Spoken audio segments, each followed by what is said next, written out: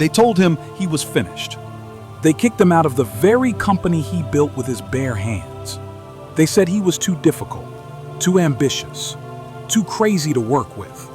And for a moment, it seemed like they were right.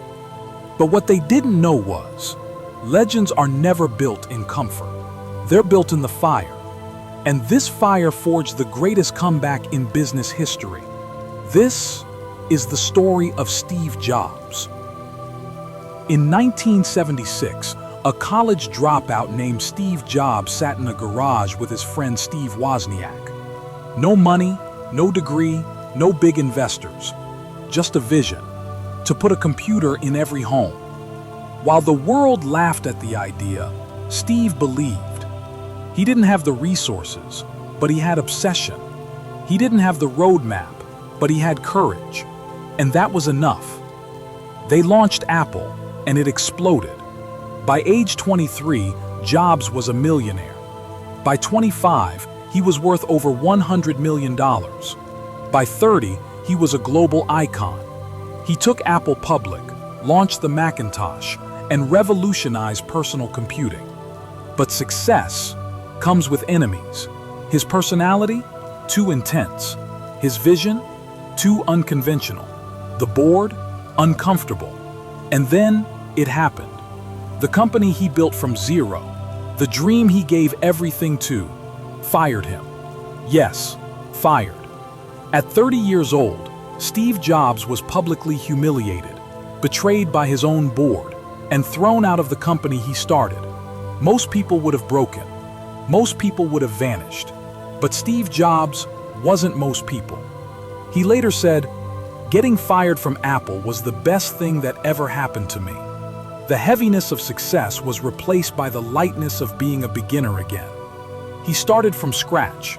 He created Next, a new computer company focused on high-end machines. He bought a small animation studio called Pixar, a company nobody believed in. While Apple slowly began to collapse without him, Steve went to war with himself. He reinvented his thinking. He matured as a leader. And silently, he built the tools that would shape the future. Pixar released Toy Story, the world's first full-length computer-animated movie, and it was a massive success. Next software caught Apple's attention, and in 1997, the impossible happened. Apple bought Next. And just like that, Steve Jobs was back. But this wasn't the same Steve they fired. This was a sharper, wiser, more dangerous version. He didn't come back to prove them wrong. He came back to prove himself right. Under his leadership, Apple launched a series of products that changed human life forever.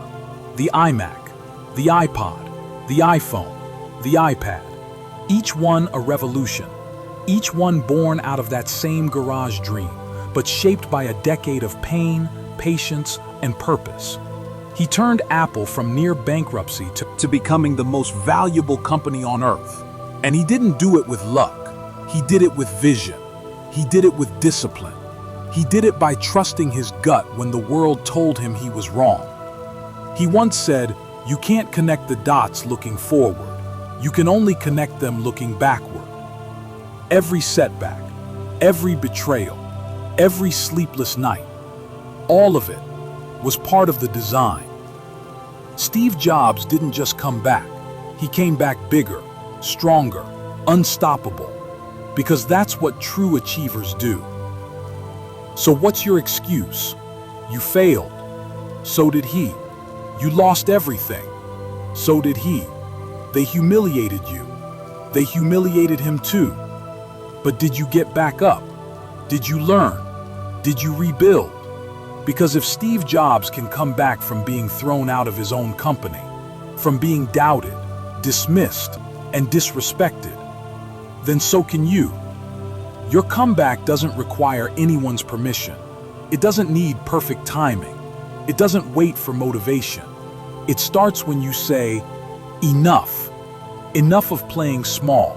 Enough of giving up. Enough of blaming the past. Now is the time. You don't need to be perfect. You need to be relentless. You don't need all the answers. You need faith in your path. You don't need comfort. You need obsession. Because your pain can break you, or it can build you. You choose. Steve Jobs didn't just come back. He created the blueprint for every person who's ever been counted out. He showed us that sometimes your biggest setback is just the setup for your greatest comeback. So rise, rewrite your story, and show the world you're not done yet. You're just getting started.